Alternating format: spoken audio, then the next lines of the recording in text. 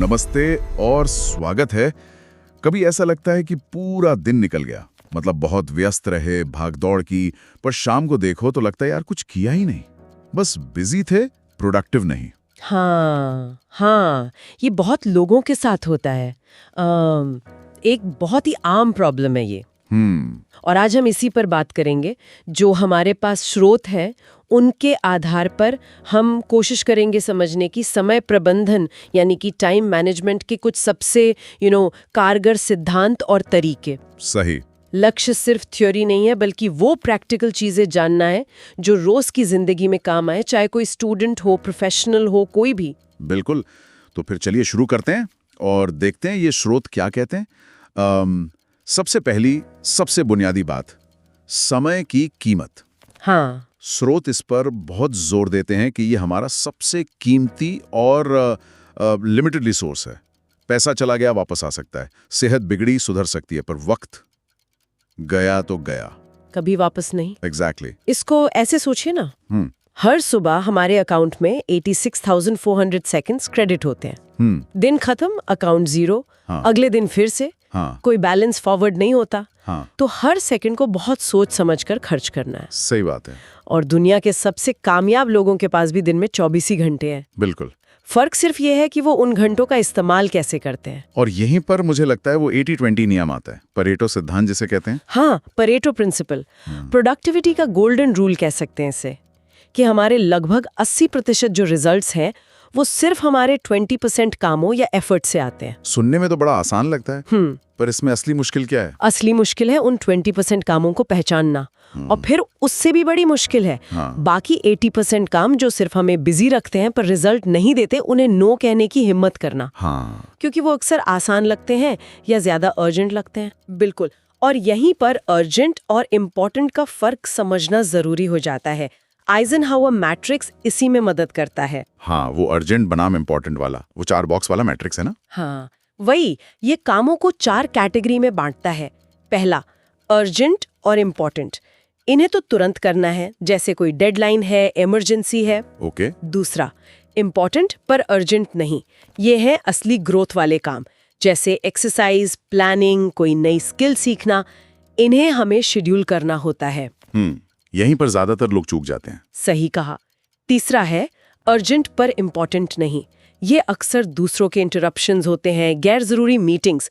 अगर हो सके तो इन्हें डेलीगेट करें। अच्छा। और चौथा, ना अर्जेंट ना इम्पोर्टेंट, ये सीधे सीधे टाइम वेस्टर्स हैं, जैसे बेवजह सोशल मीडिया स्क्रॉल करना, गॉसिप करना। इन्हें हटा देना है। तो रोज कोई काम शुरू करने से पहले 1 सेकंड रुककर ये सोचना चाहिए, ये किस बक्से में फिट होता है, अर्जेंट है या इम्पोर्टेंट, या दोनों, या कुछ भी नहीं। एग्जैक्टली। और इसी से जुड़ा एक और मजेदार नियम है, पार्किंसंस लॉ। हाँ, वो क्या है? ये कहता है कि काम पूरा होने के लिए उपलब्ध समय तक फैल जाता है। हाँ ये तो बिल्कुल 100% सच है। याद है कॉलेज में असाइनमेंट, अगर 1 हफ्ता मिला है तो काम आखिरी रात को ही होता था। 3 घंटे मिले हैं तो 3 घंटे में। बिल्कुल। इसीलिए अपने कामों के लिए जानबूझकर छोटी आर्टिफिशियल डेडलाइन बनाना बहुत फायदेमंद हो सकता है। इससे फोकस और स्पीड दोनों बढ़ते हैं। अच्छा पॉइंट है। तो ये तो हो गई नींव, समय की वैल्यू, 80-20 रूल, आइजनहावर मैट्रिक्स और पार्किंसंस लॉ। हाँ, ये बेसिक्स क्लियर हो तो आगे बढ़ना आसान होता है। चलिए अब आते हैं रोजमर्रा की जिंदगी में इस्तेमाल होने वाले कुछ प्रैक्टिकल हैक्स पर, जिन्हें हम आज से कल से ही शुरू कर सकते हैं। सबसे पहले, सुबह की दिनचर्या, मॉर्निंग रूटीन। स्रोत इस पर बहुत जोर देते हैं। हाँ, बिल्कुल। क्योंकि कहते हैं ना, सुबह अच्छी तो दिन अच्छा। दिन की शुरुआत कैसे होती है, इससे काफी हद तक पूरे दिन का मूड और प्रोडक्टिविटी तय हो जाती है। सुबह उठते ही फोन चेक करने की बजाय अगर सिर्फ 15-20 मिनट भी खुद के लिए निकालें, जैसे उठकर पानी पीना, थोड़ी स्ट्रेचिंग करना, या बस 2 मिनट शांति से बैठकर आज के टॉप 3 काम सोच लेना, तो एक बहुत पॉजिटिव शुरुआत मिलती है। ये रोज करना जरूरी है ना? कंसिस्टेंसी। हाँ, कंसिस्टेंसीज की, छोटा हो पर रोज हो। और प्लानिंग की बात चली है तो एक और तकनीक है, टास्क बैचिंग। ये क्या भला है? ये बहुत सिंपल और इफेक्टिव है। इसका मतलब है कि एक जैसे कामों को इकट्ठा करके एक साथ निपटाना। जैसे जैसे मान लीजिए आपको ईमेल चेक करने होते हैं, तो दिन में 20 बार थोड़ा थोड़ा चेक करने के बजाय आप दिन में 2 बार सुबह और शाम एक फिक्स टाइम स्लॉट में सारे ईमेल्स देख लें या सारी फोन कॉल्स एक साथ कर लें। अच्छा, इससे वो बार बार मूड या फोकस शिफ्ट करने का टाइम बचता होगा। एग्जैक्टली वो जो कॉन्टेक्स्ट स्विचिंग में मेंटल एनर्जी बर्बाद होती है वो बचती है। फोकस की बात आई तो पोमोडोरो तकनीक, इसका भी काफी जिक्र मिलता है। ये कैसे काम करती है? ये फोकस बनाए रखने का एक बहुत पॉपुलर तरीका है। फंडा सिंपल है, 25 मिनट तक बिना किसी डिस्टरबेंस के पूरे फोकस से काम करो। सिर्फ 25 मिनट? हाँ, फिर 5 मिनट का छोटा सा ब्रेक लो, उठो, पानी पियो, कुछ भी करो, फिर वापस 25 मिनट काम। ऐसे 4 पोमोडोरो साइकिल के बाद एक लंबा ब्रेक लो 15-20 मिनट का। ये छोटे छोटे साइकिल्स दिमाग को बिना थकाए लंबे समय तक फोकस रखने में मदद करते हैं और इसका नाम भी बड़ा इंटरेस्टिंग है। हाँ, मैंने सुना है। टमाटर से कुछ लेना देना है? हाँ, इटालियन में टमाटर को पोमोडोरो कहते हैं। इसके इन्वेंटर ने किचन में टमाटर के शेप वाला टाइमर यूज किया था, वहीं से नाम पड़ गया। अच्छा है। लेकिन आजकल एक और चीज है जो हम सब करते हैं, मल्टीटास्किंग। एक साथ कई काम, फोन पर बात करते हुए ईमेल लिखना, मीटिंग में कुछ और सोचना। स्रोत इसके बारे में क्या कहते हैं? स्रोत बिल्कुल साफ है।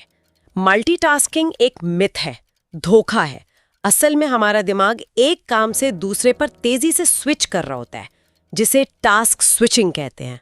और इसमें नुकसान होता है? बहुत नुकसान। हर बार स्विच करने में समय और मेंटल एनर्जी दोनों बर्बाद होते हैं। रिसर्च कहती है कि इससे प्रोडक्टिविटी 40% तक कम हो सकती है और गलतियां होने के चांस बढ़ जाते हैं। ओह, 40%? ये तो बहुत ज्यादा है।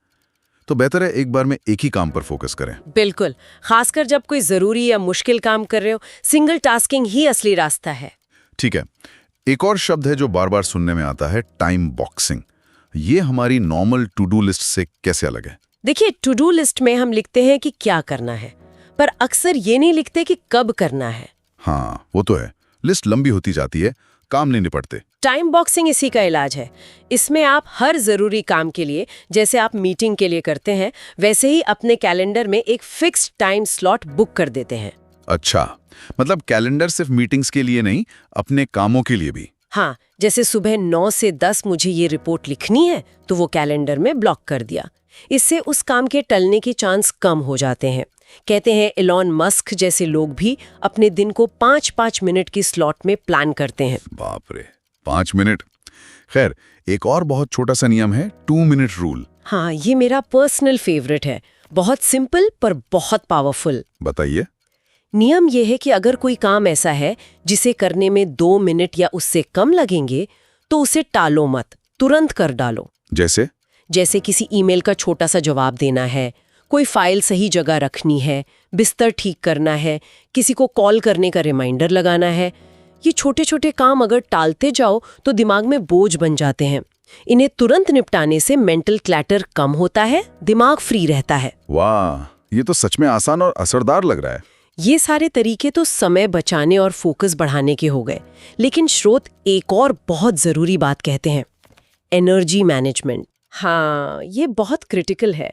सिर्फ टाइम मैनेज करना काफी नहीं है, अपनी एनर्जी को भी मैनेज करना उतना ही, बल्कि शायद उससे भी ज्यादा जरूरी है। क्यों? क्योंकि अगर आप थके हुए हैं, आपकी एनर्जी लो है, तो आसान से आसान काम में भी बहुत ज्यादा टाइम लग जाएगा और क्वालिटी भी खराब होगी, है ना? हाँ बिल्कुल, लो एनर्जी में फोकस ही नहीं बनता। तो ये समझना जरूरी है कि दिन के किस समय आपकी एनर्जी पीक पर होती है। अपने सबसे जरूरी, सबसे मुश्किल काम उसी समय के लिए शेड्यूल करें। जैसे ज्यादातर लोगों के लिए सुबह का समय हाई फोकस वाला होता है। लंच के बाद अक्सर एनर्जी थोड़ी डिप होती है, तो उस समय हल्के फुल्के काम करें। ये तो सही बात है। टाइम के साथ साथ एनर्जी का भी ध्यान रखना होगा। तो morning routine, task batching, pomodoro, single tasking, time boxing, 2 minute rule और एनर्जी मैनेजमेंट, ये कुछ प्रैक्टिकल टूल्स हो गए। हाँ, लेकिन इन्हें लगातार इस्तेमाल करने में एक बहुत बड़ी रुकावट आती है। क्या? विकर्षण, डिस्ट्रैक्शंस, खासकर आज के डिजिटल जमाने में। उफ, हाँ, स्मार्टफोन हमारा सबसे अच्छा दोस्त और शायद सबसे बड़ा दुश्मन भी। स्रोत कहते हैं कि औसतन लोग दिन में कई घंटे फोन पर बिता देते हैं, और अक्सर बिना किसी खास मकसद के बस स्क्रॉल करते रहते हैं। ये हमारे फोकस को कैसे खत्म कर रहा है? देखिए, हर नोटिफिकेशन, हर लाइक, हर कमेंट हमारे दिमाग में एक छोटा सा डोपामाइन हिट रिलीज करता है। हमें अच्छा लगता है और हमें इसकी आदत पड़ जाती है। नतीजा, हमारा ध्यान बार बार फोन की तरफ जाता है। किसी काम पर गहराई से फोकस करना, जिसे डीप वर्क कहते हैं, वो बहुत मुश्किल हो जाता है। आप पढ़ रहे हैं, एक नोटिफिकेशन आया, आपने बस 1 सेकंड के लिए देखा और फिर वापस पढ़ाई पर फोकस लाने में 10-15 मिनट लग जाते हैं। हाँ यार, ये तो होता है। तो करें क्या, फोन फेंक दें? फेंकना तो शायद प्रैक्टिकल नहीं है, पर कंट्रोल तो कर सकते हैं। कैसे? कुछ सिंपल चीजें। जब कोई जरूरी काम कर रहे हो तो फोन को डू नॉट डिस्टर्ब या DND मोड पर डाल दें।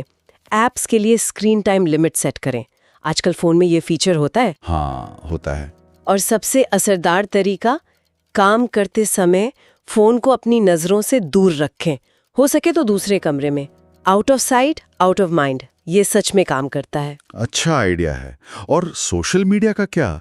उसे तो डिजिटल जंक फूड भी कहा गया है। हाँ, क्योंकि वो तुरंत संतुष्टि तो देता है, पर लॉन्ग टर्म में हमारे मानसिक स्वास्थ्य और फोकस के लिए अच्छा नहीं है। एक बात हमेशा याद रखनी चाहिए, अगर कोई सर्विस फ्री है तो अक्सर आप प्रोडक्ट होते हैं। आपका समय और आपका ध्यान ही बेचा जा रहा है। कड़वा सच है। तो इससे कैसे बचें? कुछ तरीके हैं। जो एप्स वाकई ज़रूरी नहीं है उन्हें डिलीट कर दें, या फिर दिन में एक फिक्स टाइम बना लें, जैसे शाम को 15-20 मिनट। सिर्फ उसी समय सोशल मीडिया चेक करें, पूरे दिन बार बार नहीं। डिसिप्लिन चाहिए इसके लिए। हाँ बिल्कुल। और एक और चीज़ है, माहौल, एनवायरनमेंट। जैसे लाइब्रेरी में अपने आप पढ़ने का मन करने लगता है ना? हाँ बिल्कुल, वहाँ का माहौल ही ऐसा होता है। तो अपने काम करने की जगह को भी ऐसा बनाएं।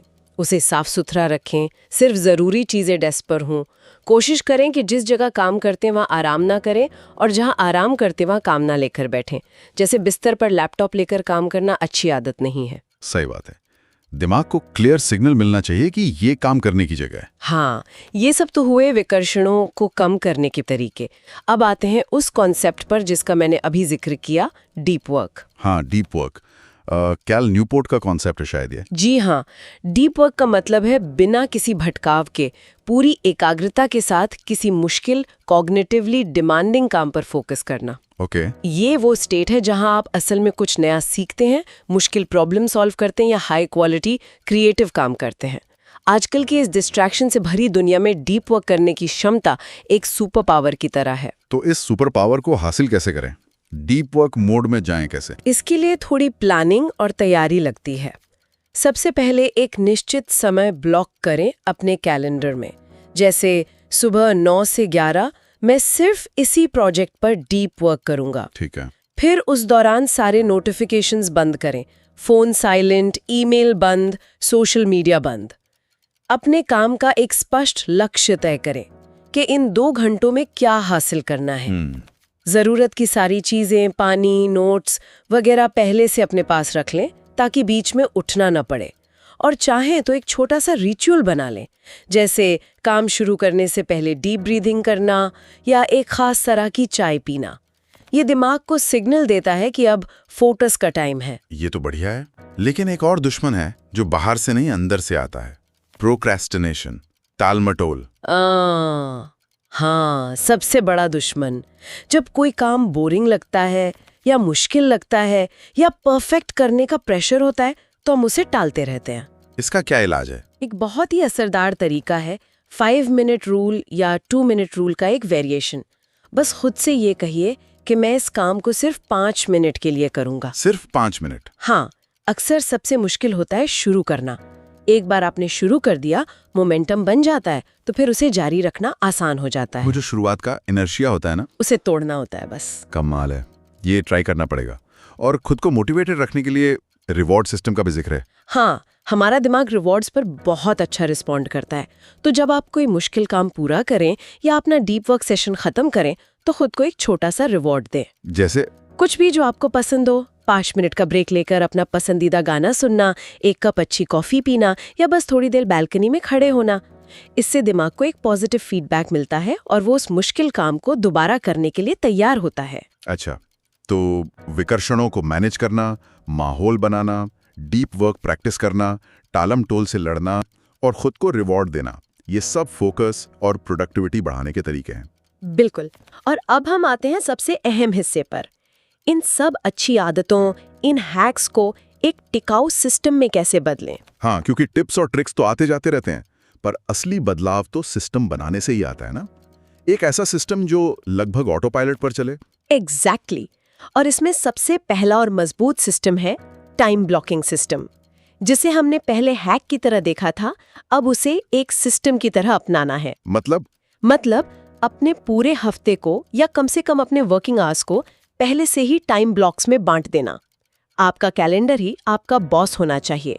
हर जरूरी काम, चाहे वो ऑफिस का हो, पढ़ाई हो, हेल्थ हो या फैमिली टाइम, उसके लिए फिक्स्ड ब्लॉक होना चाहिए। इससे रिएक्टिव होने की बजाय प्रोएक्टिव बन जाते हैं। हाँ बिल्कुल, बहाने खत्म हो जाते हैं। दिमाग को क्लियर पता होता है कि कब क्या करना है। दिन की प्लानिंग तो ठीक है, पर स्रोतों में साप्ताहिक योजना यानी वीकली प्लानिंग पर और भी ज्यादा जोर दिया गया है। हाँ, क्योंकि दिन तो अक्सर अप्रत्याशित हो सकता है, पर हफ्ते का एक मोटा मोटा खाका बनाना ज्यादा कंट्रोल देता है। सबसे अच्छा है हफ्ते की शुरुआत में, जैसे रविवार शाम को 20-30 मिनट निकालें।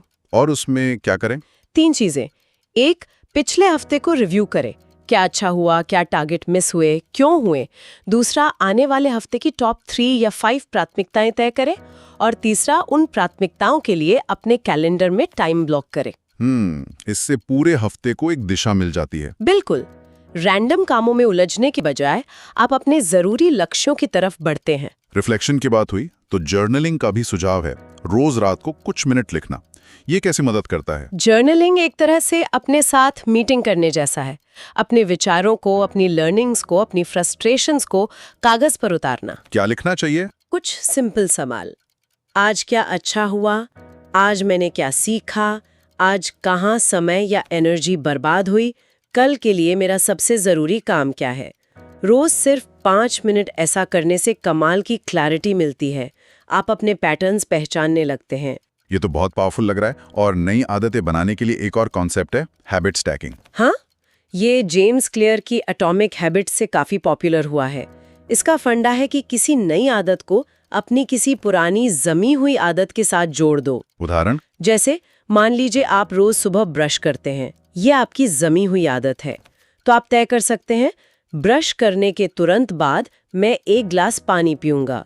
या फिर शाम की चाय बनाते समय मैं कल के टॉप 3 काम लिखूंगा। अच्छा। तो पुरानी आदत नई आदत के लिए एक ट्रिगर बन जाता है। हाँ, इससे नई आदत को याद रखना और करना आसान हो जाता है। और आखिर में सबसे जरूरी बात शायद कि प्रोडक्टिविटी का मतलब लगातार मशीन की तरह काम करना नहीं है। एनर्जी रिचार्ज करना भी उतना ही जरूरी है। एब्सोल्युटली। ये सस्टेनेबल सिस्टम का सबसे जरूरी हिस्सा है। आप लगातार काम नहीं कर सकते। नियमित ब्रेक लेना बहुत जरूरी है। हर 60-90 मिनट में 5 से 10 मिनट का ब्रेक लें। उठें, स्ट्रेच करें, पानी पिएं। और नींद? नींद तो नॉन नेगोशिएबल है। रात में 7 से 8 घंटे की क्वालिटी स्लीप आपके अगले दिन की एनर्जी, फोकस और मूड को तय करती है। साथ ही अच्छा खाना, हाइड्रेशन, ये सब भी एनर्जी मैनेजमेंट का हिस्सा है। सही बात है, बिना फ्यूल की गाड़ी नहीं चलती। तो time blocking, weekly planning, journaling, habit stacking और एनर्जी रिचार्ज, ये मिलकर एक पूरा प्रोडक्टिविटी सिस्टम बनाते हैं। हाँ, और जब आप इन सिस्टम्स को फॉलो करते हैं तो टाइम मैनेजमेंट ज्यादा एफर्टलेस हो जाता है। चलिए अब एक बार फटाफट रिकैप कर लेते हैं हमने क्या क्या बात की। जरूर। हमने शुरुआत की समय की कीमत समझने से, फिर 80-20 नियम, आइजनहावर मैट्रिक्स और पार्किंसंस लॉ जैसे फंडामेंटल्स देखे। उसके बाद हमने रोजमर्रा के हैक्स पर बात की।